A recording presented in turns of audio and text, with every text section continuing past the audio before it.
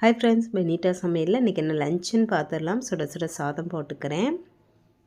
அது மேலேயே நெய்யும் சேர்த்துக்கிறேன். இதுக்குன்னா இன்றைக்கி சாம்பார் தான் பண்ணியிருக்கேன், அதனால் நெய் சேர்த்துக்கிறேன். சாம்பாரில் கேரட், கத்திரிக்காய், அப்புறமா பொங்கலுக்கு வாங்கின சிறுகிழங்கு இருந்துச்சு, அதுவும் போட்டு சாம்பார் பண்ணியிருந்தேன். டேஸ்ட் ரொம்பவே சூப்பராக இருந்துச்சு. நல்லா திக்காக பண்ணியிருந்தேன். அதுவும் போட்டுக்கிறேன். சூடான சாதத்தில் சாம்பார் கூட நெய் சேர்த்து சாப்பிடும்போது ரொம்ப நல்லாயிருக்கும். அது கூடவே மீனும் பொரித்து வச்சுருக்கேன், அப்பளமும் பொரித்து வச்சுருக்கேன்.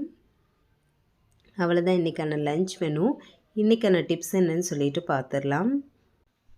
நம்ம வீட்டில் மாவு நிறைய அரைச்சி வச்சுருப்போம். அது ரொம்ப நாளைக்கு கெட்டு போகாமல் இருக்கணும் அப்படின்னா அதில் 1 ஸ்பூன் அளவு உப்பு, பொடி உப்பு இருக்குல்ல, அதை எல்லா மாவுலையும் படுற அளவுக்கு நல்லா கலந்து வச்சுருங்க. அப்படி வச்சோம் அப்படின்னா மாவு ரொம்ப நாளைக்கு கெட்டு போகாமல், வண்டு எதுவுமே பிடிக்காமல் நல்லாயிருக்கும் ஃப்ரெஷ்ஷாகவே.